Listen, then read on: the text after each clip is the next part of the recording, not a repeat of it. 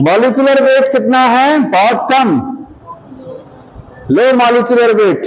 कभी कभी स्टेटमेंट में ये आ जाता है कि लो मॉलिक्यूलर वेट आरएनए जो वायरस का है इसका मॉलिक्यूलर वेट कितना है? बहुत कम, क्योंकि साइज में ही बहुत छोटा है। तो जाहिर सी बात है मॉलिक्यूलर वेट क्या होगा? बहुत कम होगा। ठीक है, यहां लिखेंगे लो मॉलिक्यूलर वेट। समझ में आया? किसने डिस्कवर किया था? टीओ डाइनर, एक साइंटिस्ट थे टीओ डाइनर। डिस्कवरी, ये बुक में लिखा है आपके, discovered by T O Diener. Spelling क्या डाइनर की? देख के बताइए क्या लिखा हुआ? DIANER। ठीक है, DIANER। याद रखिएगा इसको, टीओ डाइनर ने डिस्कवर किया था। हाँ कोई बात नहीं, अगर ईयर बुक में लिखा है तो आप ईयर भी लर्न करेंगे। अगली चीज क्या है? ये कौन से डिजीज कॉज कराते हैं? तो प्लांट में एक डिजीज है potato spindle tuber disease, potato spindle tuber disease. ठीक है, उसका नाम है। तो ये डिजीज प्लांट डिजीज कॉज कराएंगे, प्लांट में डिजीज, और इसका क्या नाम है? पोटैटो।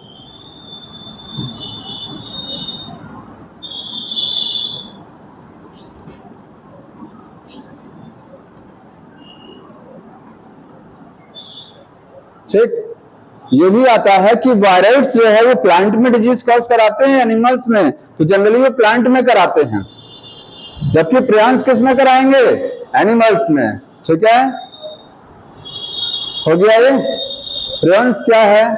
ये भी वायरस से छोटे हैं, वायरस से इनका साइज छोटा है।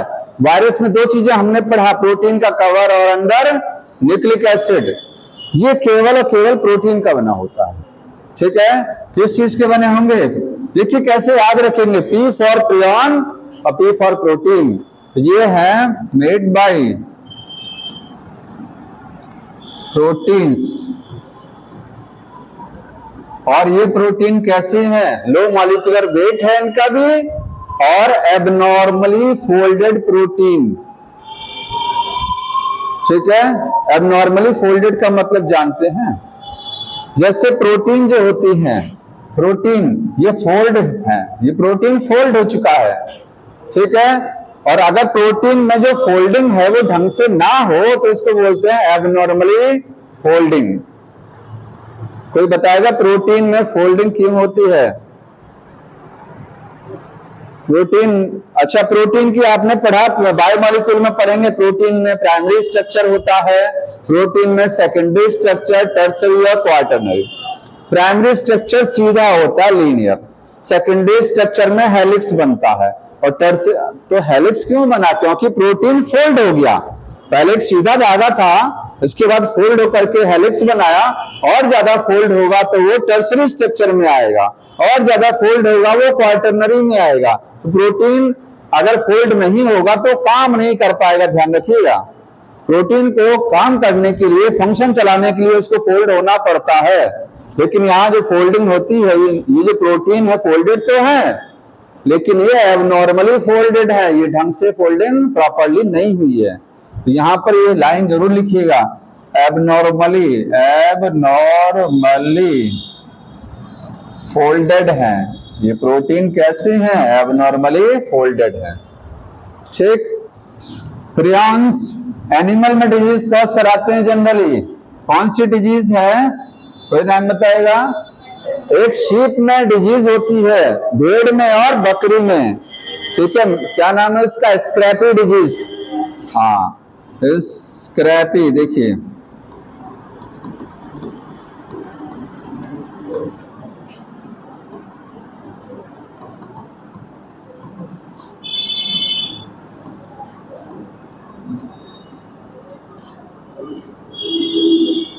शीप में और गोट में स्क्रैपी डिजीज है, और एक बीमारी है मैड काउ डिजीज।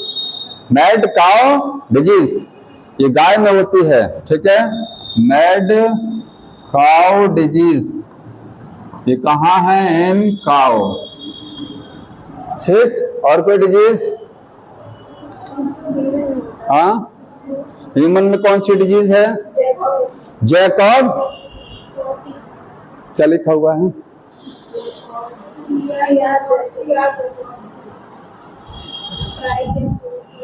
CZT लिखा होगा पूरा, देखिए कहाँ पढ़िए। हाँ, क्राई जैकब डिजीज, CJD लिख लीजिए। ह्यूमन में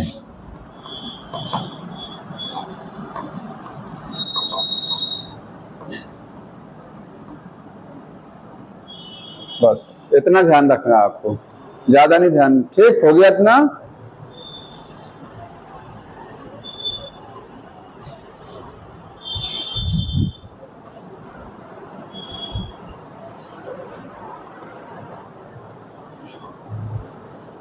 इसके बाद अगला है लाइकेंस पढ़ना है और यही खत्म हो जाएगा चैप्टर ये।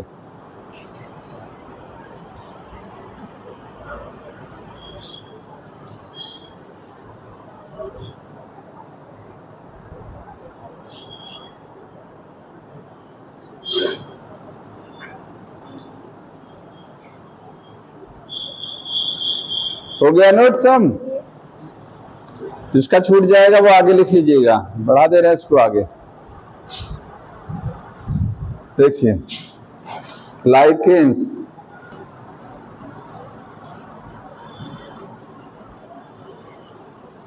क्या है लाइकेंस, कोई बताएंगे?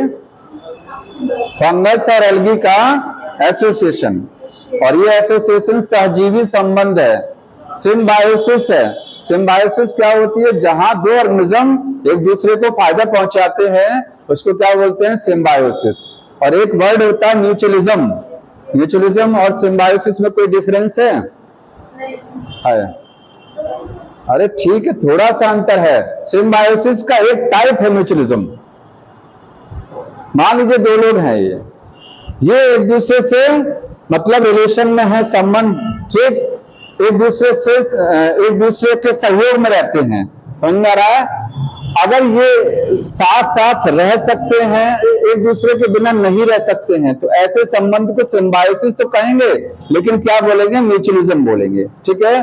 और अगर अलग अलग भी रह सकते हैं, मतलब एक दूसरे पे डिपेंड हैं लेकिन दोनों अलग अलग भी रह सकते हैं, तो इसको बोलते हैं प्रोटो कॉर्पोरेशन। कहीं नोट कर लीजिएगा, सिम्बायोसिस क्या है? सिम्बायोसिस, सिम्बायोसिस का मतलब सहजीवी संबंध, एक ऑर्गेनिज्म दूसरे पर डिपेंड होता है। यहाँ दो ऑर्गेनिज्म एक दूसरे पर निर्भर होते हैं, ठीक। ये दो टाइप की है, एक है म्यूचुअलिज्म और दूसरा क्या है? Proto corporation. प्रोटो कॉर्पोरेशन समझ में आ रहा है?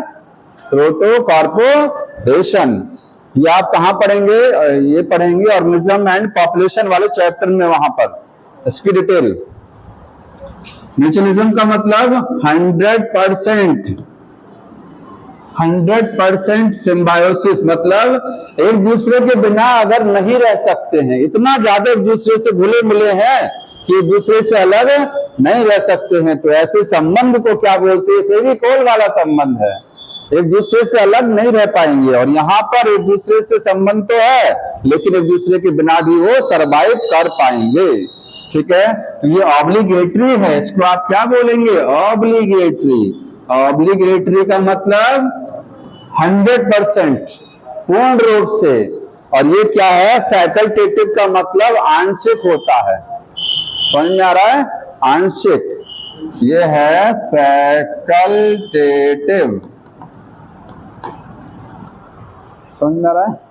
ठीक, ऑप्शनल है ये। इसका एग्जाम्पल बहुत सारा है, लाइकेंस इसके एग्जाम्पल पढ़ेंगे, माइकोराइजा इसी का एग्जाम्पल है, उसका एग्जाम्पल कहां पढ़ेंगे? उसी चैप्टर में। और इसका एग्जाम्पल कोई बता सकता है क्या है? जानवर जो होते हैं उनके पीठ पर, जैसे बफेलो है उसके पीठ पर कोई भी बर्ड या कोई चिड़िया बैठी है, ठीक है, तो उसको वो क्यों बैठी है? क्योंकि वहां से इंसेक्ट निकाल करके खा रही है, दोनों का फायदा हो रहा है। बर्ड को बेनिफिट क्या मिलेगा? उसको फूड मिल रहा है, बफेलो को क्या बेनिफिट मिलेगा, उसको इंसेक्ट से छुटकारा मिल रहा है, फायदा दोनों ले रहे हैं ना, लेकिन दोनों एक दूसरे के बिना रह सकते हैं। सिम्बायोसिस तो कही जाएगी, लेकिन क्या है 100% वाली नहीं है। तो 100% वाली होती है वही वाली होती है, ज्यादातर कौन सी वाली होती है, यही वाली।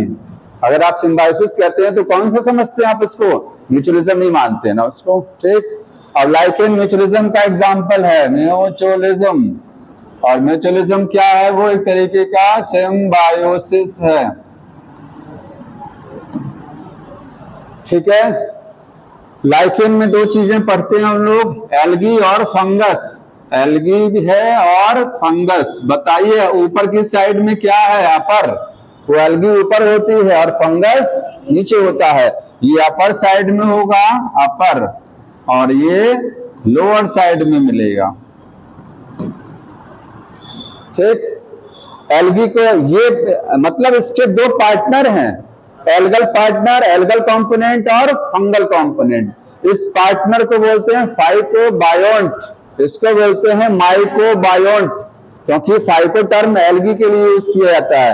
ये पार्ट क्या है, फाइकोबायोंट, फाइकोबायोंट, और इस पार्टनर को बोलते हैं माइकोबायोंट। समझ में आया। इसके बाद बताएंगे एल्गी है, ये कौन सी एल्गी हो सकती है लाइकेन में।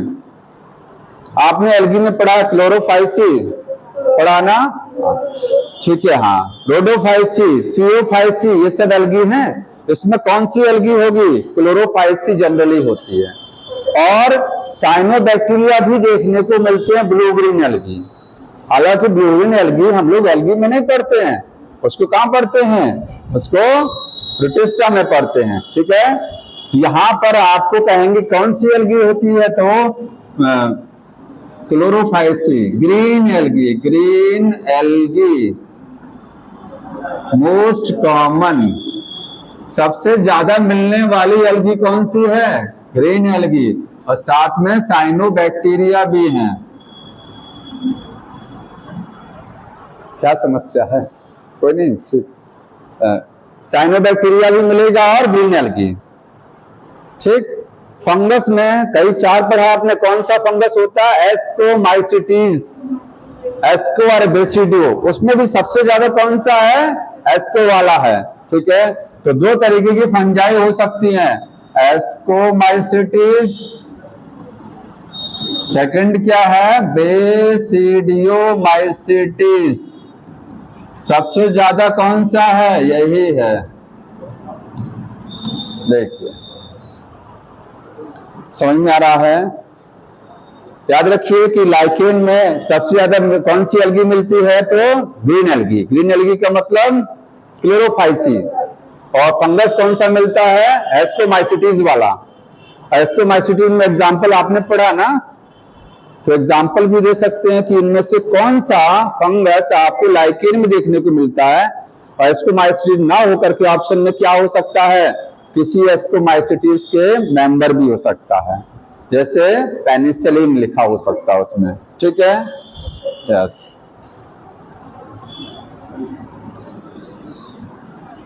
लाइकेन मास्टर स्लेव रिलेशनशिप है। लाइकेन क्या है, मास्टर स्लेव रिलेशनशिप।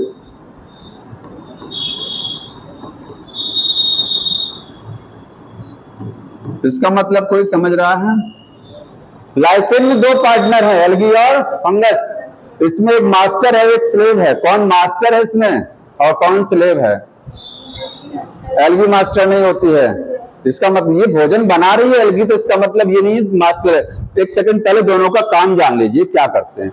एल्गी क्या करती है, फोटोसिंथेसिस, भोजन बनाएगी, ठीक है।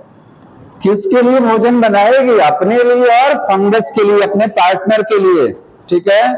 तो इसका काम केवल और केवल फोटोसिंथेसिस है। फंगस का काम क्या है, वाटर और मिनरल को, चूंकि फंगस नीचे है, जैसे अगर मैं बनाऊं कि ये ऊपर क्या हो गया, एल्गी हो गया, और नीचे की साइड में क्या हो गया, ये फंगस है, और ये ऊपर क्या है, एल्गी। लाइकेन जहां चिपके रहते हैं तो इसकी मदद से, फंगस की मदद से अटैच रहेंगे। ये वाटर और मिनरल को एब्जॉर्ब करके देगा। जहां पर लाइकेन अटैच है तो फंगस नीचे है, नीचे से वाटर मिनरल खींच करके किसको प्रोवाइड कराएगा? एल्गी को। एल्गी भोजन बनाएगा। तो फंगस का काम क्या है? Absorb water and minerals. ठीक है, वाटर और मिनरल्स एब्जॉर्ब करेगा ये, और किसको प्रोवाइड कराएगा? एल्गी को। एल्गी भोजन बनाएगी, फंगस को प्रोवाइड कराएगी। ठीक है। एक चीज और, फंगस का एक काम और है, फंगस एल्गी को शरण देता है, रहने की जगह देता है। तो fungus provide the shelter, important है, लिखिएगा। Provide shelter to algae. तो बताएंगे अब, अगर कोई रहने की जगह दे रहा है एब्जॉर्ब वाटर मिनरल्स, तो मास्टर होगा कि स्लेव होगा? मालिक ही तो नौकर को रहने की जगह देता है, कि नौकर मालिक को रहने की जगह देता है? मालिक देता है ना। तो मालिक कौन हुआ? फंगस हुआ ना। सबसे ज्यादा पूछा जाए कि दोनों में काम किसका ज्यादा है, तो काम फंगस का ज्यादा होता है। फंगस का वर्क ज्यादा है, क्योंकि वाटर मिनरल एब्जॉर्ब यही कर रहा है। ठीक है। कमाने वाले का ज्यादा रोल होता है कि बनाने वाले का? घर में जो बाहर से कमा के लाता है उसकी वैल्यू ज्यादा है। ठीक है। जो बनाता है उसकी वैल्यू कम होती है, जाहिर सी बात है। ठीक है। तो यहां पर देखिए इसका रोल ज्यादा है, इसलिए मास्टर है, लिखेंगे ये मास्टर यही है, और ये क्या है? स्लेव है। ठीक। तो एक लाइन लिखिएगा कि फंगस हैव मोर रोल, इसका रोल ज्यादा है देन एल्गी। एल्गी के कंपैरिजन में फंगस का रोल ज्यादा है।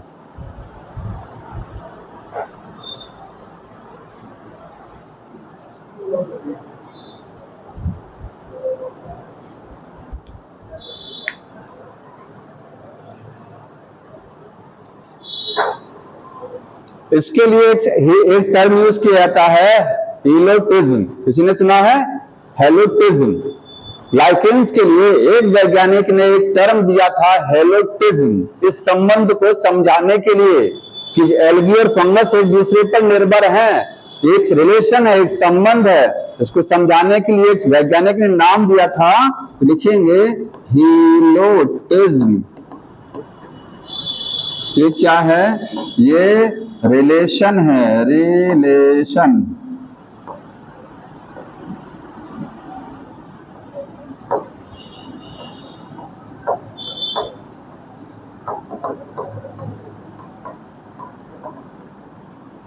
एल्गी और फंजाई के बीच में जो संबंध है, तो एक साइंटिस्ट ने इसके लिए एक नाम दिया था, इसको बोलते हैं हेलोटिज्म। याद रखिएगा। ठीक। लाइकेंस फिनिश हो गया, और कुछ नहीं है इसमें। आप क्वेश्चन कर लीजिए, इस चैप्टर के फिनिश हो गया है।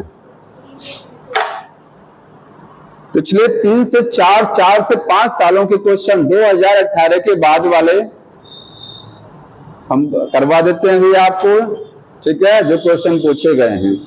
और आप एक चीज ये देखिएगा कि बाहर से नहीं आता है, जितना मिलेगा आपको वो सारा आपकी इसी बुक से मिलेगा। अभी आप चेक भी कर लीजिएगा कि शायद ही कोई क्वेश्चन एक आध बाहर से मिलेगा। इस चैप्टर में और कोई समस्या है किसी को तो बताएंगे।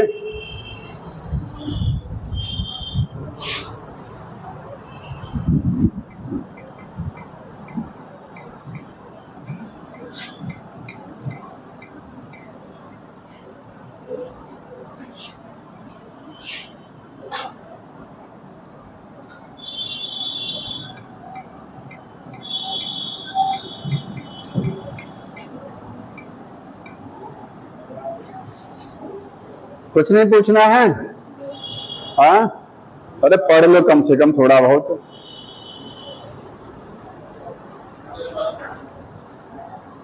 क्या कह रहे हैं बताइए। जब तुम नहीं आओगे तो खत्म तो होगा ही। हाँ? कभी कभी जब दर्शन मिलेगा तो क्या होगा बताएंगे। अरे नहीं, ऐसा नहीं है, कल नहीं और भी था तुम्हारा, उसके पहले भी नहीं आए थे।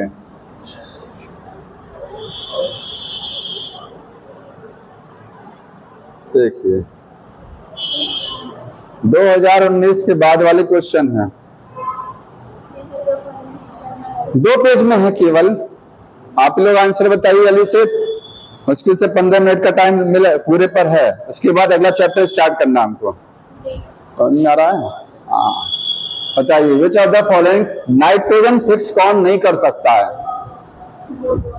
तो आपने पढ़ा है साइनोबैक्टीरिया नाइट्रोजन को फिक्स करते हैं, blue green algae, nostoc, anabaena, oscillatoria, और कौन करता है? राइजोबियम बैक्टीरिया हम पढ़ते हैं। इसमें से कोई अजोटोबैक्टर है कि नहीं है? यस, अजोटोबैक्टर फ्री लिविंग है, याद रखिएगा, सिम्बायोसिस में नहीं रहता, फ्री लिविंग स्वतंत्र रूप से।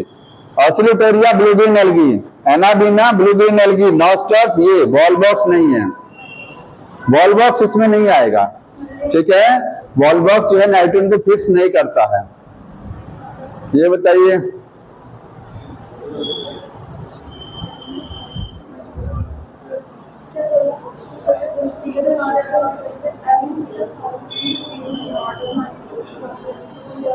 आपको जितने ये ऑप्शन लिखे गए हैं स्टेटमेंट, इनको अरेंज करना है। किस रूप में अरेंज करना है? Increasing order of complexity. Simple कौन है, उससे ज्यादा कॉम्प्लेक्स कौन है, उससे ज्यादा कॉम्प्लेक्स कौन है, तो बताएंगे सबसे सिंपल कौन सा है इसमें से। तो सबसे सिंपल प्रोकैरियोट हमने पढ़ा है, 5 किंगडम में मोनेरा सबसे पहले है कि नहीं है? टेबल में मोनेरा को सबसे पहले बताएंगे, कहां लिखा है? सी आएगा, सी के बाद प्रोटिस्टा आएगा, इसके बाद प्रोटिस्टा की बारी आएगी। तो प्रोटिस्टा कहाँ है? ये है, टिश्यू है, नहीं ये आएगा, ठीक है। उसके बाद बताएंगे सेलुलर के बाद कौन सा ऑर्गेनाइजेशन?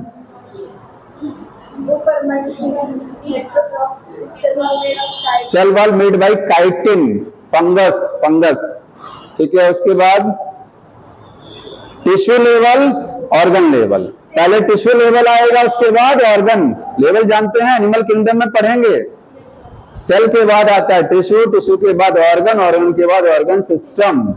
तो आपका अगर नहीं समझ में आ रहा तो ये टेबल को देख लो, यहां देखिए,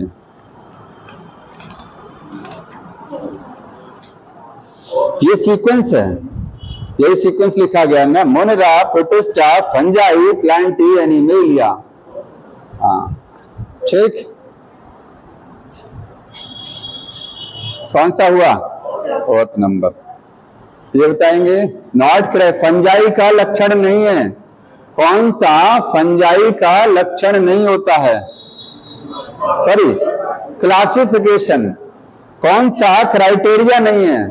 फंगस में जब क्लासिफिकेशन करते हैं, वर्गीकरण, तो उसका आधार होता ना कुछ, इसमें से कौन सा उसका आधार नहीं है? स्पोर के आधार पर फंगस को क्लासिफाई किया जाता है। प्रोटीन बॉडी है, मॉर्फोलॉजी है कि नहीं है? है। माइसिलियम सेप्टेट है, ये सेप्टेट है, ये वाला नहीं है। न्यूट्रिशन के आधार पर नहीं होता है, ठीक। इसको मैच कराएंगे। राइजोपस ब्रेड मोल्ड, अस्ट्रेलियो। अगर कभी भूल रहे हैं कि रस्ट होगा कि स्मट होगा तो कैसे याद रखेंगे? अगर मान लीजिए दिमाग में कंफ्यूजन हो गया कि एस्ट्रेलियो में रस्ट है कि स्मट है, यहाँ एस है ना, एस, यहाँ पर भी एस है, ऐसे याद रखिएगा। रस्ट नहीं होगा, स्मट होगा, ठीक है। पक्सिनिया में बचा दूसरा, तो रेस्ट पढ़ लिए। और एगेरिकस में क्या है? मशरूम हो गया, एगेरिकस मशरूम, ठीक है। समझ में आ गया? एक देखिए बुक से सब दिखाई दे रहा होगा, बुक से हट के कोई क्वेश्चन भी नहीं है इसमें। पढ़िए आगे।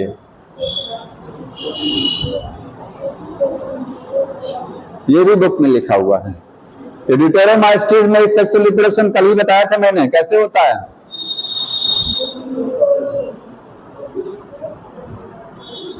अरे कुछ बता दो अब, हाँ ये नहीं बताएंगे कुछ? हाँ कोनिडिया, काम की चीजें पढ़ा करिए, इसलिए कहता हूं फालतू की चीजें मत पढ़िए। ये देखिए, ये बताइए क्या है, ये किससे मैच करेगा? एग्जाम में मैचिंग वाले क्वेश्चन बहुत आते हैं, ध्यान रखिएगा। मैचिंग वाले बहुत आते हैं और आसान बहुत है। अगर बहुत क्रिटिकल मैचिंग नहीं दिया है, मैच करा ले जाएंगे आप। इग्लोनाइट्स किससे मैच करेगा? चौथा समझ में सबको आ रहा है? मिक्सोट्रॉपिक न्यूट्रिशन कहाँ होता है? मिक्सोट्रॉपिक यूलिना में। ऑटोट्रॉपिक भी और हेटरोट्रॉपिक। स्विच करता है बिटवीन फोटोसिंथेटिक एंड हेटरोट्रॉपिक।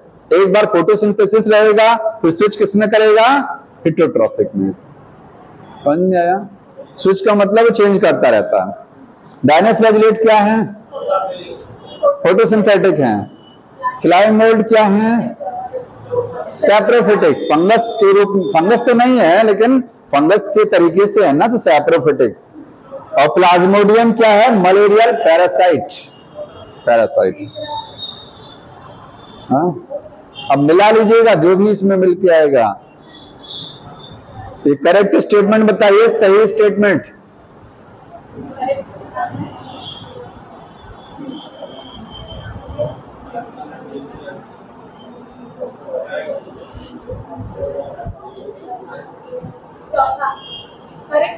हाँ, करेक्ट कौन सा है?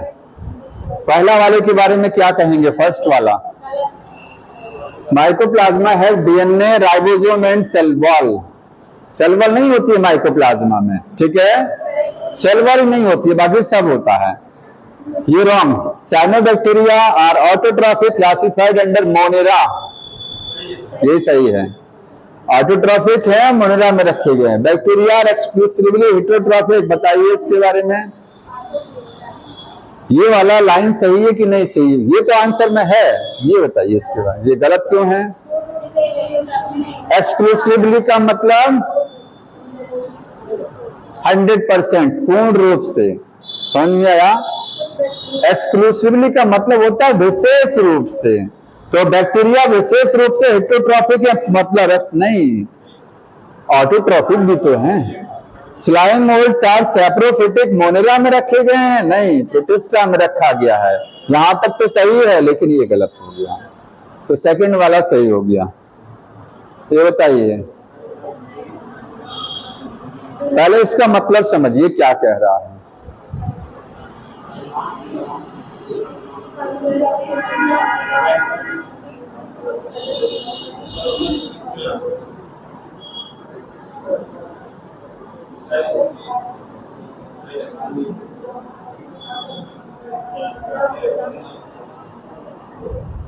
मतलब समझ में आ रहा क्वेश्चन का?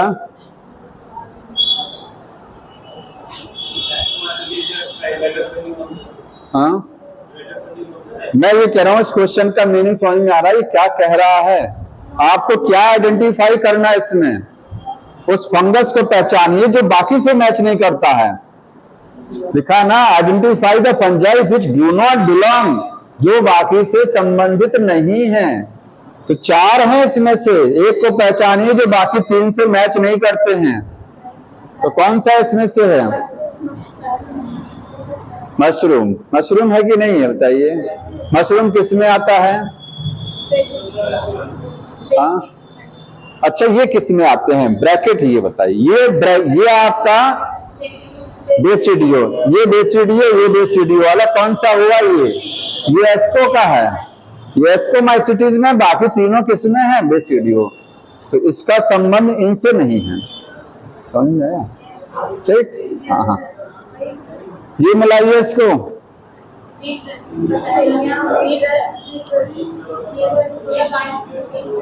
Puccinia wheat rust, Neurospora genetic. Saprophyte में आ जाएगा आपका डेड सब्सटेंस, एल्बिगो मस्टर्ड। हो गया ना ये? ठीक। मैड काउ डिजीज बता दिया अभी मैंने, प्रियन से है।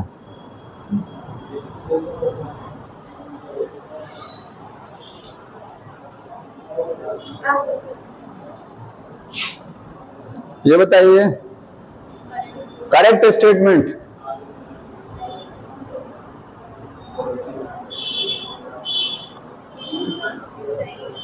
पहला वाला के बारे में क्या कहेंगे बताओ? फर्स्ट वाला क्या है? सही है गलत? क्या है वो? फर्स्ट वाला लाइन सही है गलत है? नहीं समझ में आ रहा। पढ़ लो, इसीलिए कह रहे हैं पढ़ लो। Organism that depend on the living plant are called saprophyte. तो जो लिविंग प्लांट पे डिपेंड रहते हैं वो सैप्रोफाइट नहीं होते हैं, पैरासाइट होते हैं। ठीक है, आगे। Some organism fix nitrogen in the specialised cell called sheath cell. यहाँ आएगा हेटेरोसिस्ट। क्या आएगा? हेटेरोसिस्ट आएगा। साइनोबैक्टीरिया हेटेरोसिस्ट में करता है। कुछ लोग कैसे गर्दन हिलाते हैं, ऐसे बहुत कुछ समझ में आ रहा है, लेकिन मुझे लगता है ना समझ में नहीं आ रहा है। क्यों? इतना तेज गर्दन हिला देंगे जैसे लगता है एकदम फर्स्ट क्लास वाला समझ में आ ही रहा है, लेकिन पल्ले नहीं भरता है वो। ये गलत है। The fusion of two cell, दो सेल का जुड़ना प्लाज्मोगेमी, कैरियोगेमी नहीं होती है। कैरियोगेमी में दो न्यूक्लियस फ्यूज करते हैं। फ्यूजन ऑफ प्रोटोप्लाज्म, ये प्लाज्मो, ये सही है, ये सही है। ठीक है,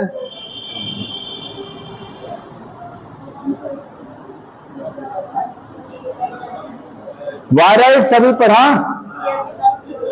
फ्री डीएनए विदाउट प्रोटीन सही। डीएनए है लेकिन प्रोटीन का कवर नहीं है। दे हैव डीएनए गलत। They have DNA wrong. They have RNA with protein code गलत, ये सही है। ठीक है, केवल और केवल आरएनए होता है, प्रोटीन का कवर नहीं है। साइनोबैक्टीरिया के बारे में इनकरेक्ट बताना है आपको। यह है साइनोबैक्टीरिया भोजन बना लेते हैं, तो जो भोजन बना लेता है उसको क्या बोलते हैं? ये सही है। हेटेरोसिस्ट होता नहीं है, गलत, होता है। सभी में नहीं है लेकिन होता तो है ना। They often form Bloom, algal Bloom. किसी भी तालाब में अगर काई बहुत ज्यादा दिखाई दे रही है, हरा हरा दिख रहा तालाब, तो क्यों दिखता है वो? ये साइनोबैक्टीरिया की वजह से दिखता है, एल्गल ब्लूम। और they have chlorophyll similar to the green plant. इनमें जो क्लोरोफिल है वो ग्रीन प्लांट की तरीके से क्लोरोफिल ए। तो सब सही है, गलत कहां गया? दूसरा। ये बताइए, गलत स्टेटमेंट, इनकरेक्ट।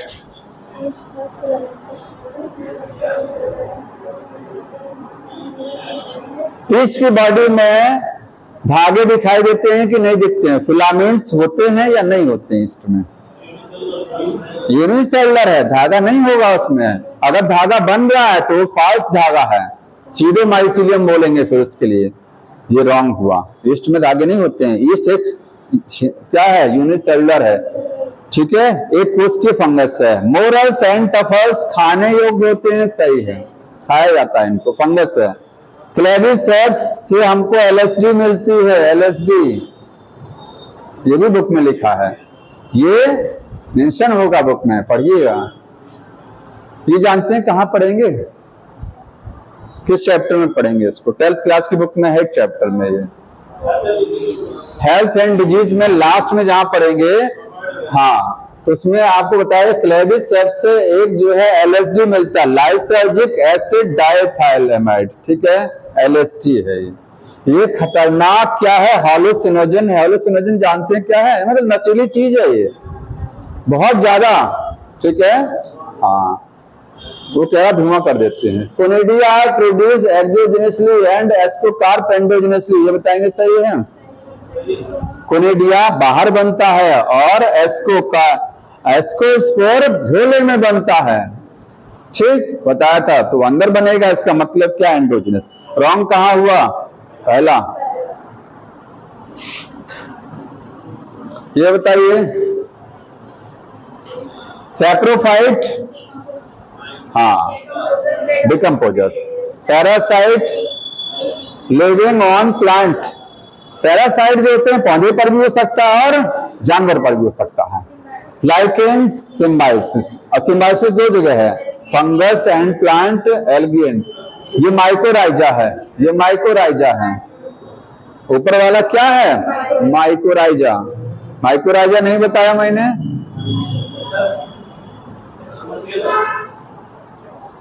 सब तो बता दिया है, क्या छूट गया है? सब तो बता दिया है, हो गया ना, तो छूट गया। मैच करवा दिया, इसको नहीं करवाया मैंने, तो हो गया।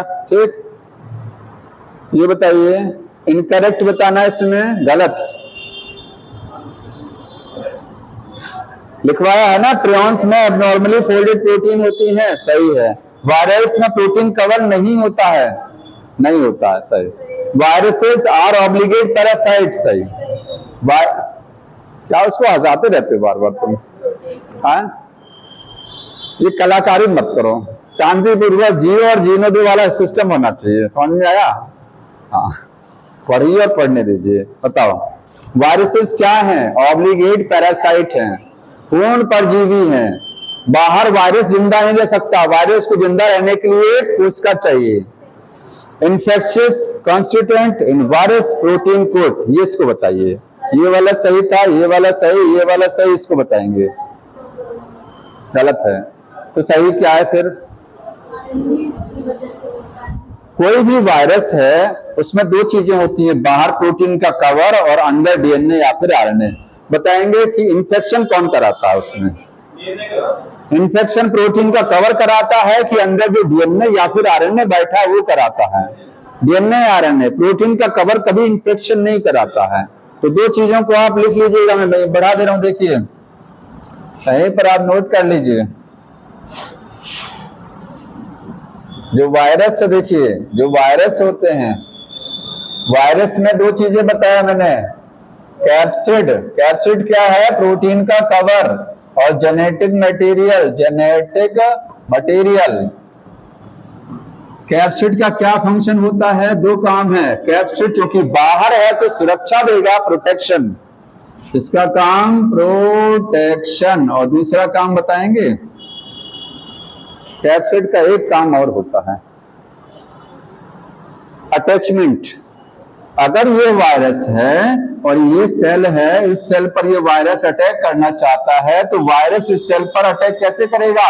पहले पहचानेगा ना। अगर सोचिए एचआईवी वायरस है, तो एचआईवी वायरस किस सेल को अटैक करता है हमारी बॉडी में? डब्ल्यूबीसी। कौन सी वाली WBC? T lymphocyte, T cell जिसको आप कहते हैं, टीएच उसमें भी, ठीक है।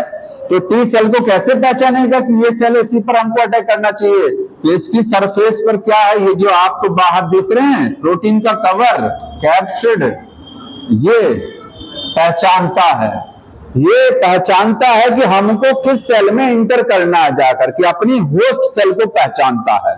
तो वायरस कैप्सिड का एक काम दूसरा है, रिकॉग्नाइज करेगा। रिकॉग्नाइज मतलब पहचानेगा, होस्ट सेल, होस्ट सेल को पहचानने में कैप्सिड ही मदद करता है। जेनेटिक मटेरियल क्या है? इन्फेक्शियस होता है, इन्फेक्शियस मतलब बीमारी यही कराएगा। वायरस में जो डिजीज कराते हैं वो जेनेटिक मटेरियल। अब ये समझ में आ गया होगा, इन्फेक्शियस वायरस में जो इन्फेक्शियस हिस्सा होता है, वायरस में जो इन्फेक्शियस पार्ट कौन सा है? वो उसका प्रोटीन कोड नहीं है, वो उसका जेनेटिक मटेरियल होता है। ठीक,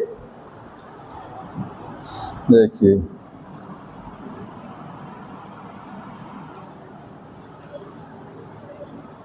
मैड काउ डिजीज किससे होती है? अभी बताया मैंने, प्रियॉन्स से। किससे होती है? प्रियॉन्स। प्रियॉन्स नहीं लिखा है, एबनॉर्मली फोल्डेड प्रोटीन लिखा हुआ ना, वही चीज प्रियॉन है।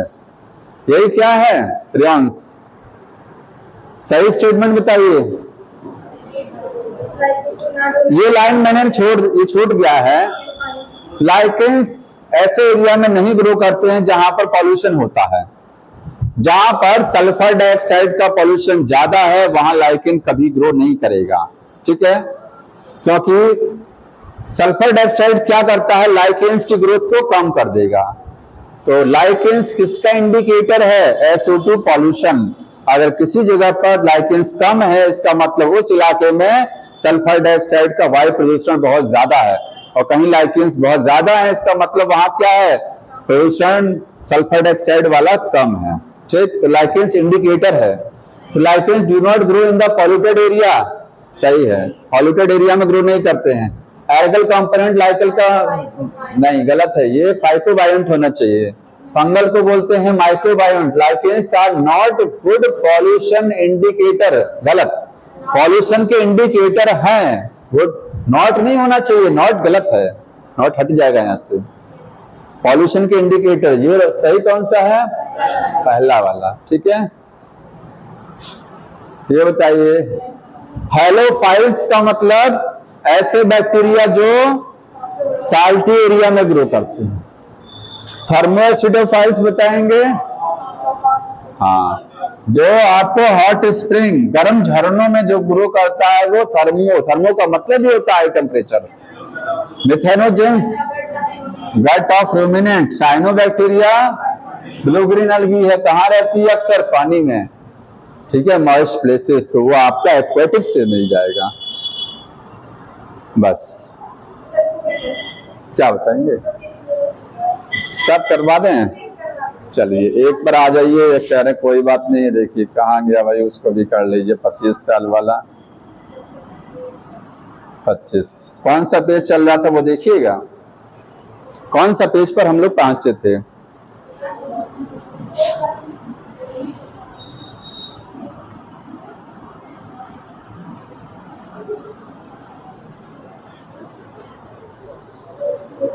नहीं नहीं, यहाँ देखिएगा ना, वो यही खुलेगा तो यही देखिएगा। ये देखिए पास्ट अभी चल रहा है, ये वाला, ये 2 पेज वाला है ना, वो वही चीज तो है, अभी ओपन हुई है। ये यहीं से सही होगा। 1 मिनट में आपको पहले इसको कर दें कंप्लीट, इसके बाद में चेंज नहीं हो रहा।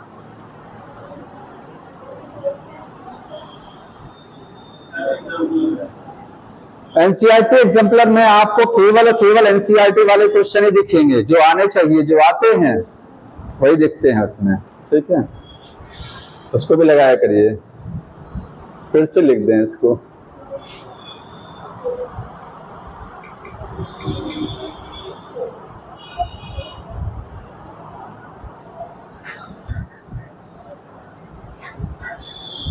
ये तो एरर आ गया।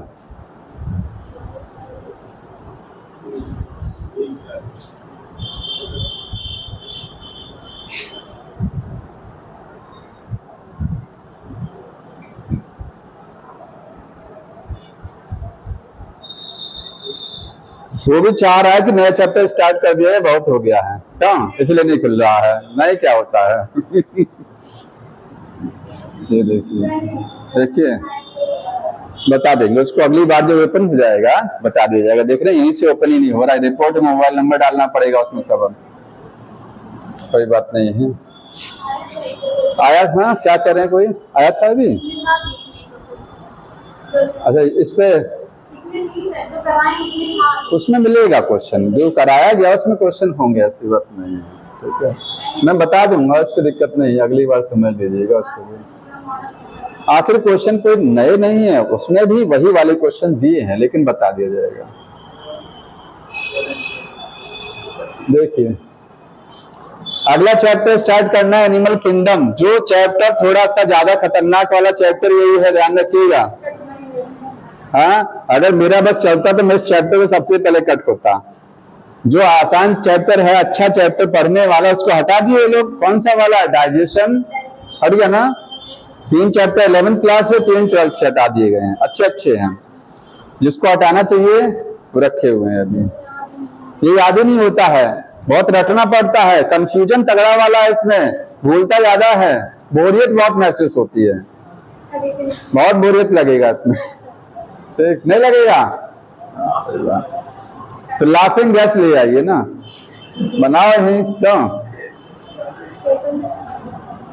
देखिए एनिमल किंगडम,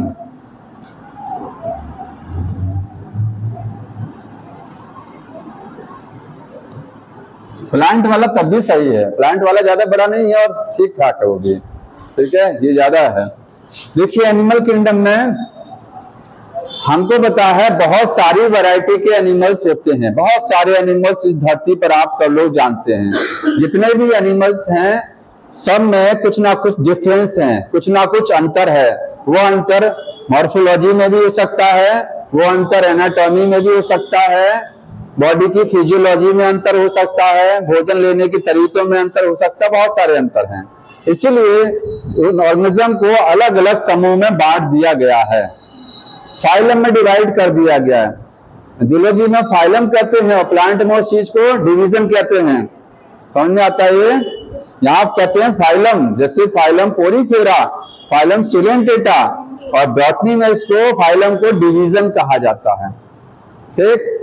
तो देखेंगे कितने, इसको एनिमल किंगडम को कितने फाइलम में डिवाइड किया गया है, बताएंगे कौन कौन से फाइलम हैं। फाइलम पोरीफेरा से, पोरीफेरा, सीलेंटेटा, टीनोफोरा, टीनोफोरा, और बताइए प्लेटीहेल्मंथ्स, ये रजिस्ट्रेशन होता है इससे, समझ में आया। हाँ, प्लेटीहेल्मंथ्स, प्लेटीहेल्मंथ्स, और बताएंगे एसके हेलमेंथ, एसके हेलमेंथ्स, और annelida, annelida, arthropoda, arthropoda, mollusca, echinodermata, echinodermata, hemichordata, फिर है कॉर्डेटा। ये तो सबको आता होगा ना, इतना तो आता होगा ना, इतना तो रटा होगा सबको। ये तो 9th क्लास से सीक्वेंस रटाई जाते हैं। ठीक, इसमें देखिए इन दोनों को ध्यान रखिएगा, जहां जहां पर ये साथ रहेंगे बस। टीनोफोरा और सिलेंटेटा लगभग क्या है, साथ साथ रहते हैं हर जगह लगभग। ठीक, सबसे सिंपल अगर कहा जाए मोस्ट प्रिमिटिव एनिमल कौन सा है, तो वैसे तो मोस्ट प्रिमिटिव आता है प्रोटोजोआ। कौन सा होता है, प्रोटोजोआ, लेकिन चूंकि वो एक कोष की है और इस किंगडम में हम लोग पढ़ते हैं बहुकोष्ठियों को, तो मोस्ट प्रिमिटिव मल्टीसेलुलर कौन सा होगा, पोरीफेरा। सबसे साधारण इसकी बॉडी होती है, ठीक है, सिंपलेस्ट है, ये सबसे सिंपलेस्ट है और मोस्ट प्रिमिटिव है। समझ गया। एक एक करके अब देखिए बुक में जो दिया गया है वो क्या दिया है, level of body, sorry basis of classification. हम जो एनिमल किंगडम को अलग अलग फाइलम में क्लासिफाइड किया गया है, ये सब इसका आधार क्या है, बेस क्या है, तो लिखेंगे, देखिए हेडिंग लिखिएगा, बेसिस ऑफ क्लासिफिकेशन।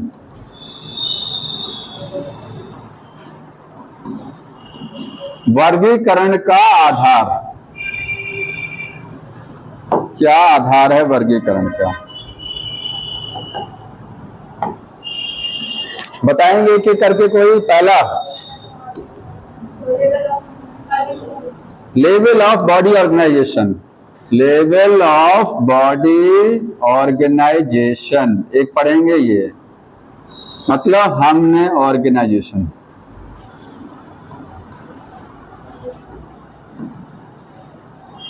हमने एनिमल्स को इतने फाइलम में डिवाइड किया है तो इसका कोई आधार होगा। पहला आधार ये है कि सब में बॉडी का ऑर्गेनाइजेशन क्या होगा, अलग अलग दिखाई देगा, उनका स्तर समझना हमको। दूसरा क्या बताएंगे,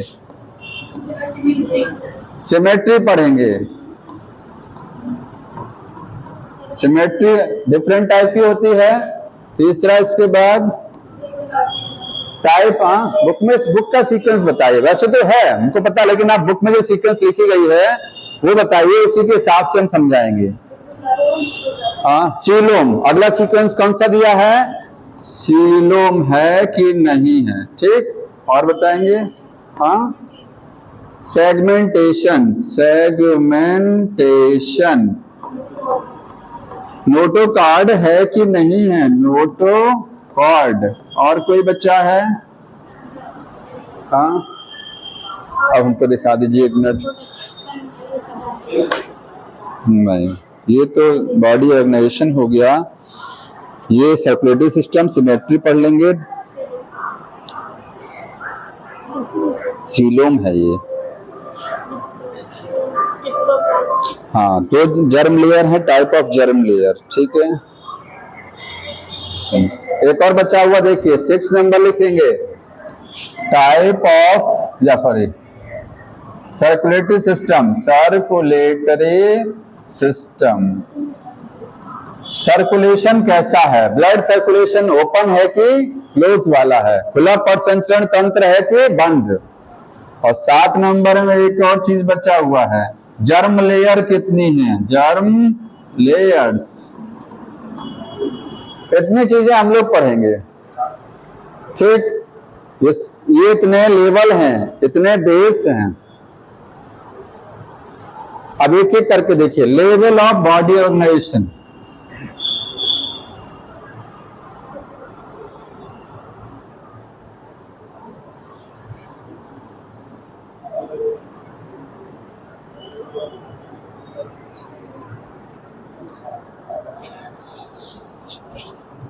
हो गया यहां तक?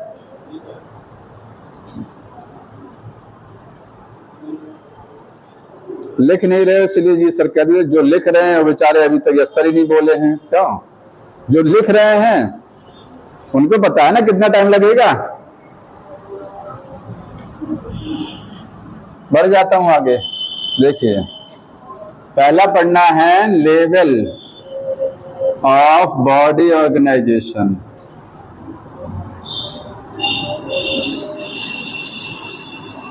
लेवल का मतलब क्या है? स्तर, हिंदी में बोलेंगे स्तर। बॉडी के ऑर्गेनाइजेशन का स्तर क्या है, किस लेवल का बॉडी ऑर्गेनाइजेशन है, किस स्टैंडर्ड का बॉडी ऑर्गेनाइजेशन है। एक सेल वाला तो पढ़ना नहीं है इसमें, एक सेल वाला नहीं पढ़ना, ध्यान रखिएगा। एक सेल वाला प्रतिष्ठा में चला गया। अगर कहा जाए सबसे साधारण सबसे सिंपल बॉडी ऑर्गेनाइजेशन कौन सा होता है, यूनिसेलुलर वाला होता है, एक सेल वाला, ठीक। तो बॉडी ऑर्गेनाइजेशन इसमें कितने तरीके का है? पहला है सेल्यूलर, सेल्यूलर बॉडी ऑर्गेनाइजेशन। दूसरा क्या है? Tissue level, tissue level. तीसरा है organ level, organ level, organ के स्तर पर। और चौथा है organ system, organ system. 4 level का बॉडी ऑर्गेनाइजेशन, 4 स्तर है उसके।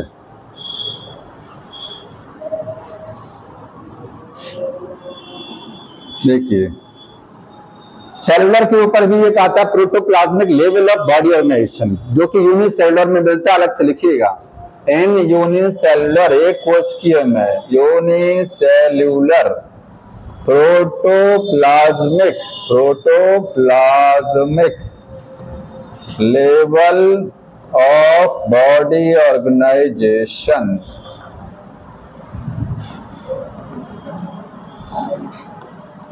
इसको अलग से लिखिएगा, इस चैप्टर में नहीं पढ़ना है, बस जानकारी के लिए आपको बताया जा रहा है अलग से कि ये कोशिकीय में कौन सा बॉडी ऑर्गेनाइजेशन होता है, प्रोटोप्लाज्मिक लेवल। वहां एक ही सेल होती है। अब चूंकि एक से ज्यादा सेल होती तो हम कह सकते थे कि वो सेलुलर है। सेलुलर में एक से ज्यादा, ये सब मल्टी सेलुलर की बात हो रही है।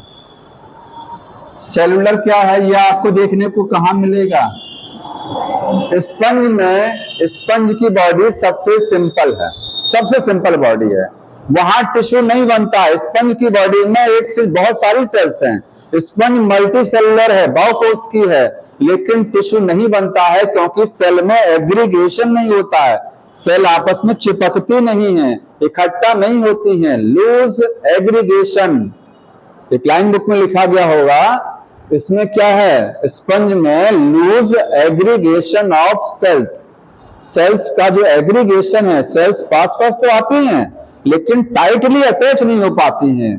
तो टाइटली अटैच नहीं होंगी तो टिश्यू नहीं बनेगा। समझ में आ रहा है? तो ये सेलुलर में क्या है, यहां पर loose aggregation, aggregation of cells. Cells का झुंड बनता तो है लेकिन वो झुंड में सेल्स टाइटली अटैच नहीं हो पाती है, इस कारण टिश्यू नहीं बन पाता है। ठीक है, तो सेल के लेवल पर सारी चीजें अध्ययन की जाती हैं। टिश्यू बनता तो कह सकते थे वहां टिश्यू लेवल है, टिश्यू है ही नहीं है। अब एक चीज हमको बताइए कि यहां पर जब स्पंज की बॉडी में कई तरीके की सेल हैं, ये सारी सेल एक जैसा काम करती है कि सेल के काम में बंटवारा होता है।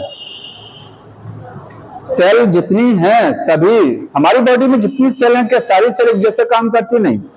स्पंज की बॉडी में सारी सेल हैं, सब एक जैसा काम नहीं करती हैं। सेल के काम में बंटवारा किया गया है कि फलाना सेल ये काम करेगी, ये वाला सेल ये काम करेगी। जैसे स्पंज सबने पढ़ रखा होगा, आउटर बॉडी वॉल में जो सेल होती है प्रोटेक्शन का काम करती है। एक सेल होती है कोइनोसाइट सेल, जो अंदर की बॉडी की लेयर बनाती है, उसका काम अलग है। अंदर की जो बीच की जो बॉडी वॉल होती है उसमें जो सेल हैं उनका काम अलग है। ठीक है, कुछ न्यूट्रिशन देती हैं, कुछ एक्सक्रीशन में मदद करती हैं, समझ में आ रहा है, कुछ प्रोटेक्शन। तो अगला लाइन बुक ने लिखा है कि डिवीजन ऑफ लेबर होता है, डिवीजन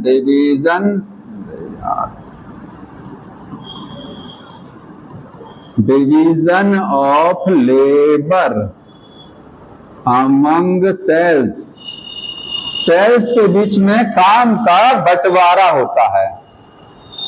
अलग अलग सेल को अलग अलग काम दिया जाता है। तो सेल बहुत सारी हैं, सेल सभी एक जैसी नहीं है, अलग अलग प्रकार की हैं। तो आपको तो लगना टिश्यू नहीं बनता, बस ये ध्यान रखना है। ठीक है, बाकी सेल में बंटवारा होता काम में।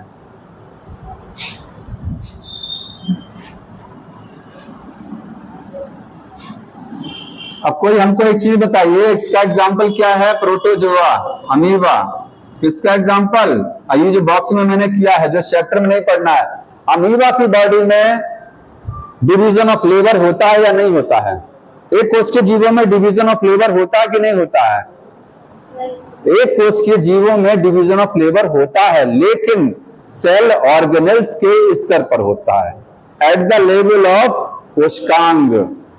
ये चीज समझते हैं ना?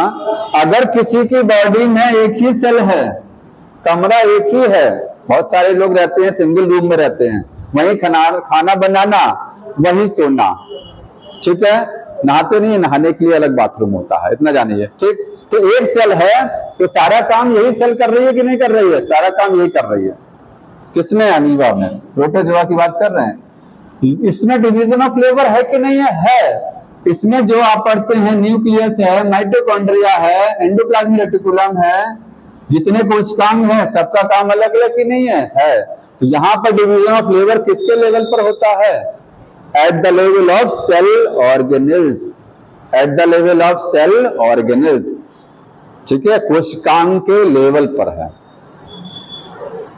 और यहाँ डिवीजन ऑफ लेबर किसके लेवल पर है? सेल के लेवल पर है। यहाँ सेल के स्तर पर है, वहां पर कोशिकांग के बीच में होता है। यहाँ सेल के बीच में काम का बंटवारा होता है, और इनमें कोशिकांग के में काम का बंटवारा किया जाता है। सेल तो एक ही है ना? हाँ। एग्जाम्पल इसका क्या है? स्पंज। एग्जाम्पल हो गया स्पंज। Porifera, Porifera. अगला बताएंगे टिश्यू लेवल। कई सेल मिलकर के क्या बनाती हैं? टिश्यू। और टिश्यू कहां देखने को मिलता है? सीलेंट्रेटा, सीलेंट्रेटा में मिलेगा, और टेनोफोरा। आप सीधे एग्जाम्पल पढ़ेंगे क्योंकि हम जानते हैं टिश्यू लेवल का मतलब क्या है। टिश्यू लेवल का मतलब टिश्यू बनेगा वहां। ठीक, बताया, दोनों साथ साथ चलेगा। जहां रहेंगे दोनों साथ में रहेंगे, देखिएगा, अभी अलग नहीं होंगे जल्दी। ठीक है, दोनों ग्रुप साथ में चलते हैं। तो इनमें, हाँ, अब पूछा जाता है सबसे पहले टिश्यू कहां बना? सीलेंट्रेटा में। सबसे पहले टिश्यू कहां बना? सीलेंट्रेटा में सबसे पहले टिश्यू जनरेट हुआ। ठीक, ऑर्गन लेवल का मतलब समझते हैं? अंग। हाइड्रा में अंग नहीं होता है, हाइड्रा में टिश्यू मिलते हैं, सीलेंट्रेटा में टिश्यू है। हमारे शरीर में अंग है, हार्ट एक अंग हो गया, किडनी एक ऑर्गन है। तो ऑर्गन की शुरुआत कहां से हुई थी? प्लेटीहेल्मिन्थ से। कहां से? प्लेटीहेल्मिन्थ में होता है ऑर्गन के लेवल पर। प्लेटीहेल्मिन्थ, प्लेटीहेल्मिन्थ। तो प्लेटीहेल्मिन्थ में ऑर्गन है। हमारे अंदर भी ऑर्गन है, लेकिन हमारे अंदर ऑर्गन सिस्टम है। ऑर्गन और ऑर्गन सिस्टम में अंतर है। ऑर्गन में क्या होता है? अगर मान लीजिए कोई जीव है, उसकी बॉडी में ये अंग है, क्या है? ऑर्गन। तो आप कहेंगे ऑर्गन लेवल बॉडी ऑर्गेनाइजेशन है प्लेटीहेल्मिन्थ में। लेकिन अगर यही अंग मिलके काम करने लग जाए, सब क्या करें? मिलके काम करें, जैसे हमारी बॉडी में होता है, अंग मिलके काम करते हैं, तो आप बोलेंगे ऑर्गन सिस्टम है। ठीक है, बताया था ना एक बार मैंने कि बॉडी में जितने ऑर्गन हैं सब कई ऑर्गन एक साथ मिलकर काम करते हैं। जैसे अगर हम बोल रहे हैं, हम चल रहे हैं, तो हमारी टंग ही नहीं काम कर रही है, उसमें हमारा ब्रेन काम कर रहा है, हमारा हार्ट काम कर रहा है, हमारी लंग्स काम कर रही हैं और टंग और उसकी मसल्स तक काम कर रही हैं। इतनी चीजें काम कर रही हैं। ठीक, एक काम को चलाने के लिए बहुत सारे ऑर्गन मिलकर काम करते हैं। तो ऑर्गन सिस्टम कहां से स्टार्ट होता है? एसके हेलमिंथ से, और कहां तक चलता है? To chordata. तो ये बहुत आसान चीज है, इसमें कुछ नहीं है।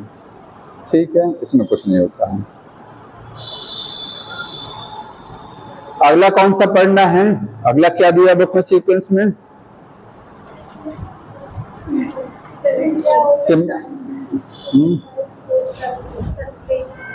इसी में दे दिया है, कोई बात नहीं, सर्कुलेटरी इसी में पढ़ लीजिए। हाँ ठीक है। अगला हम पढ़ेंगे जो हमने आगे बढ़ाया है, देखिए सर्कुलेटरी सिस्टम, सर्कुलेशन कौन सा? Blood circulation. एक आधार ये भी है ब्लड सर्कुलेशन। दो तरीके का ब्लड सर्कुलेशन है, ओपन और क्लोज।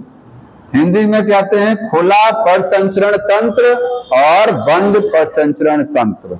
खुला मतलब ओपन और ये क्लोज हो गया। ठीक है। ओपन में क्या है?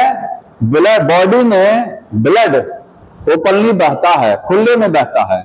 कॉकरोच के शरीर में खून जब बहता है तो हार्ट होता है। कॉकरोच के शरीर में बीच में क्या है? ये हार्ट है। हार्ट से जब खून निकलता है ब्लड, तो बॉडी में ऐसे ही खुले में बहता है, जैसे नदी में पानी बहता है, उस तरीके से उसकी बॉडी में ब्लड फ्लो करता है ओपनली, ओपन स्पेस में। तो ऐसे को क्या बोलते हैं? ओपन। तो ओपन में क्या है? ब्लड ओपनली फ्लो करेगा, blood flow openly in space.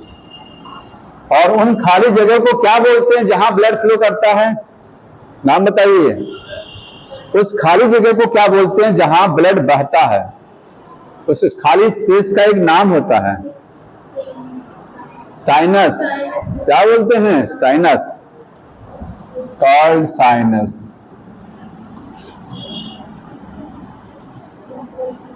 Sinus बोलते हैं जहां ब्लड फ्लो करता है। ठीक है। क्लोज क्या है? ब्लड कहां फ्लो करेगा? In blood vessels, blood vessels में ब्लड बहेगा। रक्त वाहिनी, blood vessels, artery, when, capillary, उसमें ब्लड बहेगा। इसीलिए बंद है। बंद का मतलब ब्लड खुले में ओपनली फ्लो नहीं कर रहा है। ये तो सबको आता है। इसका एग्जाम्पल मेन चीज है। एग्जाम्पल क्या है? ओपन क्या बताएंगे? आर्थ्रोपोडा, मोलस्का और हेमिकॉर्डेटा, इकाइनोडर्म्स है कि नहीं है? देखिए चेक कर लो एक बार, होगा इकाइनोडर्म्स। ठीक है। इकाइनोडर्म्स भी लिखेंगे, इकाइनोडर्म्स। ठीक है। अरे भाई, तो कौन सा वाला? अच्छा चेक कर लो भाई, एक मिनट पढ़ो जी। कहीं कैपिलरी एब्सेंट होती हैं। अच्छा, तो हम पढ़ा कौन सा रहे हैं? ओपन। तो ओपन में तो कैपिलरी एब्सेंट ही होगा ना। ओपन में कैपिलरी क्या होंगी? एब्सेंट होंगी। ठीक है। क्लोज्ड का देखिए, क्लोज्ड का एग्जांपल क्या है? एनेलिडा। ठीक है। और बताएंगे किसमें? हाँ कोई बात नहीं, सही है। इकाइनोडर्म्स में ओपन है, एनेलिडा में क्लोज्ड है। इसके बाद बताएंगे मोलस्का में कैसा है? ओपन। लेकिन मोलस्का में एक ग्रुप है सिफेलोपोड्स, जिसमें ऑक्टोपस आता है। ऑक्टोपस, तो ऑक्टोपस में बंद होता है, ध्यान रखिएगा, एक्सेप्शन में है। सिफेलोपोड जिसके सिर पर पैर होते हैं, वो क्या है? ऑक्टोपस है। तो यहाँ पर एक मोलस्का का एक समूह है, उसमें ओपन नहीं है, उसमें क्या है? ये वाला। तो लिखेंगे सिफेलोपोड्स। इसमें क्या है, ऑक्टोपस आएगा, ऑक्टोपस। और सेफेलोपोड है क्या, ये मोलस्का है, ये मोलस्का का एक समूह है। तो सभी मोलस्का में ओपन नहीं होता है, एक मोलस्का में इसमें क्या है, क्लोज्ड है। ठीक है, और बताएंगे। हाँ हाँ, कार्डेट है, ठीक है, कॉर्डेट तो है ही है, कॉर्डेट्स में।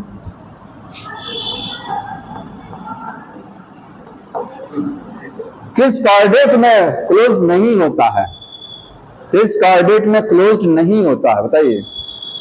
एक कॉर्डेट का ग्रुप है ट्यूनिकेट्स। कॉर्डेट में आप पढ़ते हैं प्रोटोकॉर्डेटा, यूकॉर्डेटा, ठीक है। जो सिंपल कॉर्डेटा है उसको पहले पढ़ते हैं, और निम्न कॉर्डेटा और उच्च कॉर्डेटा हिंदी में कहते हैं। समझ में आ रहा है।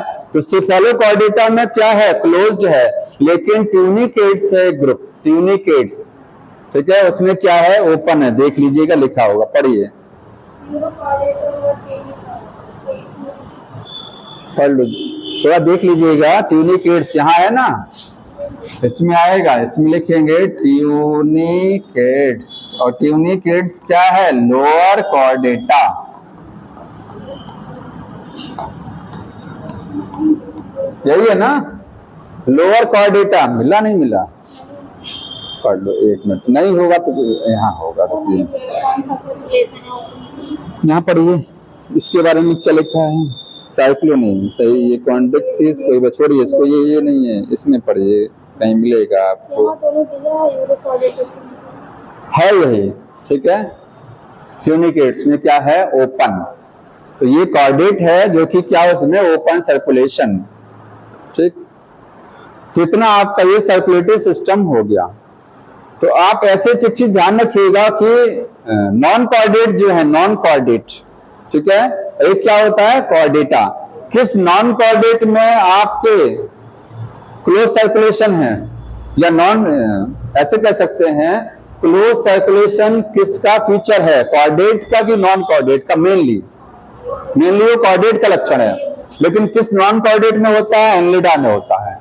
उसमें भी क्या है, ये भी नॉन कॉर्डेट है, ठीक है। मेन ये किसका लक्षण है, कॉर्डेटा का, लेकिन दो नॉन कॉर्डेट है जिसमें ये लक्षण आपको क्लोज्ड मिलता है, देखने को, ठीक। ये सर्कुलेटरी सिस्टम। आगे क्या है, जर्म लेयर्स।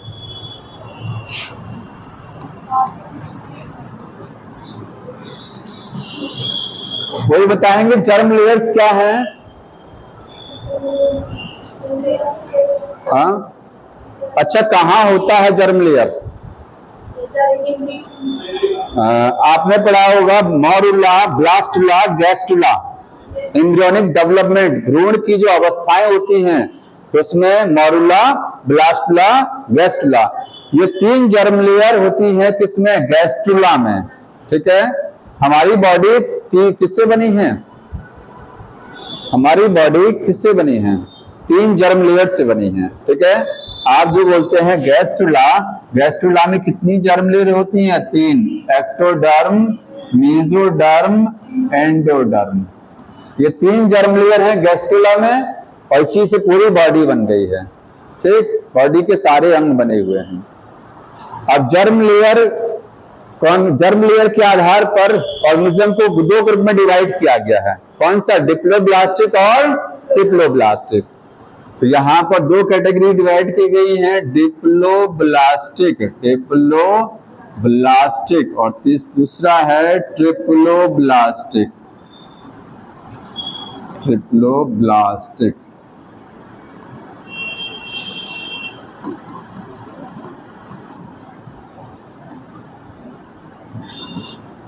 डिप्लोब्लास्टिक में कितनी जर्म लेयर, दो जर्म लेयर, ठीक है, केवल दो ही होगा। यहां पर 2 जर्म लेयर्स कौन कौन सी होती हैं, एक्टोडर्म और एंडोडर्म, ठीक, एक्टोडर्म और एंडोडर्म। ट्रिप्लोब्लास्टिक में 3 जर्म लेयर, तीनों होती हैं, यहां पर 3 हो गया जर्म लेयर, और तीनों के नाम, एक्टो, मेसोडर्म, और एंडोडर्म। तो 2 जर्म लेयर है और 3 जर्म लेयर है, ठीक है। अब कहां से ये किस्म, इसका एग्जाम्पल कौन सा? अच्छा कोई बताएगा तीनों जर्म लेयर में पहले कौन सी बनती है? पहले एक्टोडर्म बनती है, मेसोडर्म की एंडोडर्म? एंडोडर्म पहले, फिर मेसोडर्म, सबसे लास्ट में एक्टोडर्म बनती है, ठीक। डिप्लोब्लास्टिक के एग्जाम्पल, क्या एग्जाम्पल है इसका? Coelenterata, Coelenterata. यही चीज याद रखना बड़ा कठिन है, यही चीज कि किस में कौन सा और में क्या होता है क्लासिफिकेशन में, ये याद रखना। और साथ में टिनोफोरा, टिनोफोरा। लेकिन एक अच्छी बात क्या है कि दोनों ये साथ साथ चलते हैं। स्पंज नहीं लिखा है मैंने, बॉडी के ऑर्गन ही नहीं है, बॉडी में अंग ही नहीं होते हैं, स्पंज में टिश्यू ही नहीं होता है, ठीक है। इसलिए इस पर कुछ जगह बुक में लिखा गया होगा कि स्पंज में 2 जर्म लेयर हैं, लेकिन नहीं होता ऐसा। सेल्स आपस में समूह बनाती तो है लेकिन टिश्यू बनता ही नहीं है, तो कोई जर्म लेयर नाम की वहां ऐसी चीज नहीं मिलेगी, ठीक। ट्रिप्लोब्लास्टिक में 3 जर्म लेयर, ये एग्जाम्पल क्या है? प्लेटीहेल्मिन्थ, प्लेटीहेल्मिन्थ से लेकर के और कहां तक? कॉर्डेट तक, यहां से वहां तक, ठीक। अरे भाई मीजोग्लिया कहां पढ़ेंगे? सीलोम में पढ़ेंगे ना उसको ना। मीजोग्लिया जो टर्म है वो सीलोम में भी पढ़ाएंगे। इसके बाद सीलोम पढ़ लीजिए,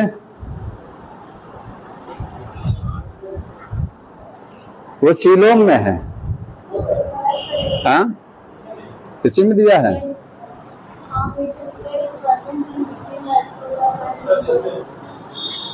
बता रहे हैं, रुक जाइए, समझा रहे हैं। ये देखिए, अरे समझ गए, ये देखिए डिप्लोब्लास्टिक में 2 जर्म लेयर, तो बाहरी लेयर को क्या बोलेंगे? एक्टोडर्म। बाहरी लेयर क्या हो गई? एक्टोडर्म। और अंदर की लेयर क्या हो गई? एंडोडर्म। ये बना दिया मैंने एंडोडर्म, एंडोडर्म, ठीक है। 2 जर्म लेयर है, देखते रहिएगा। ये बाहर वाली हो गई एक्टोडर्म। अब बीच में खाली जगह दिखाई दे रही है कुछ, ये क्या है? इसमें कोई लेयर नहीं है, ये लेयर नहीं है। बीच में सेल नहीं होती हैं, बीच में प्रोटीन और कार्बोहाइड्रेट भरा होता है, एकदम खचाखच प्रोटीन और कार्बोहाइड्रेट। उसको बोलते हैं मीजोग्लिया। क्या बोलते हैं? मीजोग्लिया। तो बीच का जो हिस्सा आपको दिखाई दे रहा है ये है मीजोग्लिया, मीजोग्लिया, ठीक। मीजोग्लिया किस चीज का बना है? प्रोटीन है और प्लस कार्बोहाइड्रेट है, ठीक। और ये नॉन सेलुलर है, सेल का नहीं बना है। प्रोटीन कोई सेल नहीं होती है, कार्बोहाइड्रेट कोई सेल नहीं है, ठीक है। तो दूसरी खास बात इसमें क्या है कि ये नॉन सेलुलर है, नॉन सेल्यूलर। ये कोशिका का बना नहीं है, ये बाहर की लेयर सेल की बनी है, अंदर की लेयर सेल की है, लेकिन बीच में जो लेयर आपको, हालांकि वो लेयर नहीं है, वो सेल की अगर लेयर होती तो आप उसको 3 लेयर मानते। इसको हम लेयर क्यों नहीं मानते हैं? क्योंकि वो सेल की नहीं बने हैं। तो ये प्रोटीन कार्बोहाइड्रेट का है, सेल का नहीं बना है। और तीसरी खास बात है नॉट डिफरेंशिएटेड, ये डिफरेंशिएटेड नहीं है। डिफरेंशिएटेड का मतलब समझते हैं? विभेदन। अगर कोई चीज कई हिस्सों में बटी हुई है तो आप बोलते हो डिफरेंशिएटेड है। किसी भी जगह सारी चीजें एक जैसी नजर आ रही हैं तो बोलते हैं नॉन डिफरेंशिएटेड, सब एक जैसा है। तो ये लेयर क्या है? सब पूरा एक जैसा नजर आएगा इसमें, ये है नॉट डिफरेंशिएटेड, इसमें डिफरेंशिएशन नहीं हुआ है, ठीक है। Non differentiated non cellular layer called mesoglea. यहां पर क्या है? तीनों जर्म लेयर मिलेगा। तीनों का मतलब देखिए, बाहर मिलेगा एक्टोडर्म, ये बाहर की लेयर क्या है? एक्टोडर्म। और अंदर की लेयर है एंडोडर्म, ठीक है। ये वाली लेयर एंडोडर्म हो गया। और बीच में जो आपको ये लेयर दिखाई दे रही है ये क्या है? मीजोडर्म। ये है मीजोडर्म और ये है एंडो और ये है एक्टो। तो बीच में आपको ये सेल दिखाई दे रही है। ये बीच की लेयर कौन सी है? बीच की लेयर ये सब ये आ गया, ये सेल का बना है मेसोडर्म, ठीक। तो ट्रिप्लोब्लास्टिक ये हो गया। बीच में कोई बताएगा क्या है ये क्या है, ये क्या है? गट। यही हिस्सा एलिमेंट्री कैनाल में कन्वर्ट होता है, गट है ये, ठीक है। यही हिस्सा एलिमेंट्री कैनाल बनाता है आगे जाकर के। हटा दें, देखिए अगला है सीलोम। सीलोम को बोलते हैं body cavity, body cavity. Hindi में क्या बोलते हैं? देह गुहा, ठीक है। हिंदी में जो जानते होंगे वो है देह गुहा। बड़े अजीब नाम होते हैं। देखिए बॉडी क्या, सीलोम बॉडी की कैविटी बनाती है, बॉडी की कैविटी इससे बनेगा आगे जाकर के, सीलोम से, ठीक। सीलोम क्या होता है? कोई बताएंगे क्या है सीलोम? ये खाली जगह है। अच्छा आपने गैस्ट्रुला पढ़ा ना, गैस्ट्रुला पढ़ा सभी ने। गैस्ट्रुला में कितनी लेयर? 3। गैस्ट्रुला में बीच में एक कैविटी दिखाई देती है आपको, एक खाली जगह दिखती है गैस्ट्रुला में, उसको बोलते हैं क्या चीज? क्या नाम है उसका? कोई एक स्पेशल नाम है जो कि हाँ बताएंगे, कोई क्या नाम है? गैस्ट्रोसील। ब्लास्टुला की कैविटी ब्लास्टोसील, उस कैविटी से ये बॉडी कैविटी सीलोम बनती है। तो वहां जो कैविटी है वही क्या है समझ लीजिए, सीलोम, ठीक। अब सीलोम बनता कैसे है? सीलोम को लिखेंगे थोड़ा सा इसमें, देखिए ये lined by, LINED, lined by mesoderm. पहले पॉइंट लिख लीजिएगा। अभी मैं समझा रहा हूं इस लाइन को, इस लाइन का मतलब क्या है बता रहे हैं। लाइंड बाई मेसोडर्म, ठीक है। सीलोम क्या है? एक बॉडी कैविटी है। Coelom contain different body organs, wide space,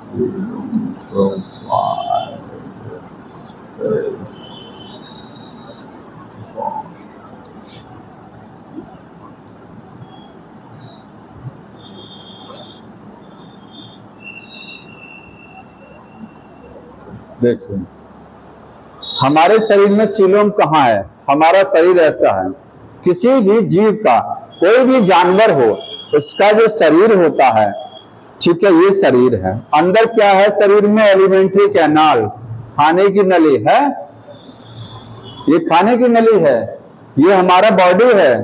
तो ये जो एलिमेंट्री कैनाल है, बाहर स्पेस आपको दिखाई दे रहा है, ये स्पेस मतलब ये बॉडी हो गया, बीच में खाने की नली। तो बीच में खाने की नली और बॉडी के बीच में कुछ खाली जगह है कि नहीं है? बॉडी है पूरी, बीच में एलिमेंट्री कैनाल, बाकी जो आपको ये स्पेस नजर आ रहा है खाली जगह, यही बॉडी कैविटी है। बॉडी कैविटी में क्या होगा? बॉडी के अंदर जितने भी अंग हैं, हार्ट है, किडनी है, लंग्स है, लीवर है, ये सारे अंग हमारे बॉडी में कहाँ लगे हैं? सीलोम में लगे हुए हैं। बीच में एलिमेंट्री कैनाल, उसके बाहर जितनी जगह दिखाई दे रही है वो सब क्या है? सीलोम। समझ में आया? तो एक लाइन लिखा गया, ये लाइन समझ में आई होगी। सीलोम प्रोवाइड स्पेस, सीलोम क्या एक जगह देता है, स्पेस प्रोवाइड करता है, किसके लिए? Attachment of the body organs. बहुत सारे बॉडी ऑर्गन यही आपको देखने को मिल जाएंगे। ये लाइन अभी समझ में आएगा, थोड़ा सा आगे बढ़ेंगे ये वाला, ठीक। अब सीलोम के आधार पर, सीलोम जो है वो कितने टाइप का है? 3 टाइप का है। या सीलोम के आधार पर जीव 3 प्रकार के हो सकते हैं। कौन कौन से? एसीलोमेट, एसीलोमेट्स।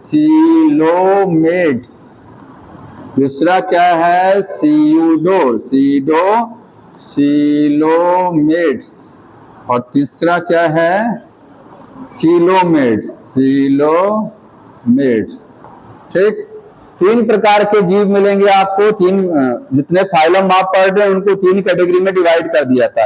एसीलोमेट का मतलब ऐसे जीव जिनमें सीलोम नहीं होता है, एब्सेंट होता है। यहाँ क्या है? सीलोम एब्सेंट, सीलोम एब्सेंट, ठीक, सीलोम नहीं है। कारण क्या है समझ लीजिए, सीलोम क्यों नहीं है, ये देखिए बुक में डायग्राम बना होगा।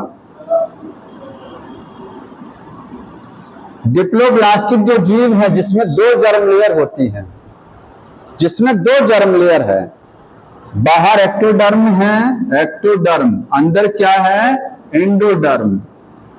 एक चीज ध्यान रखना है, सीलोम बनती किससे है, मीजोडर्म से।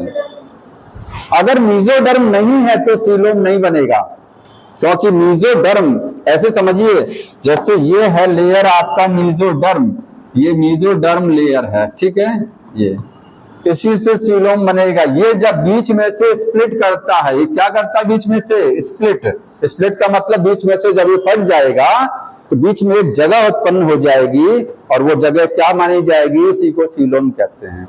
तो जब मीजोडर्म ही नहीं है तो वो खाली जगह कैसे बनेगी, मीजोडर्म नहीं है तो जगह नहीं बनेगी, मीजोडर्म के फटने से जगह बनती है।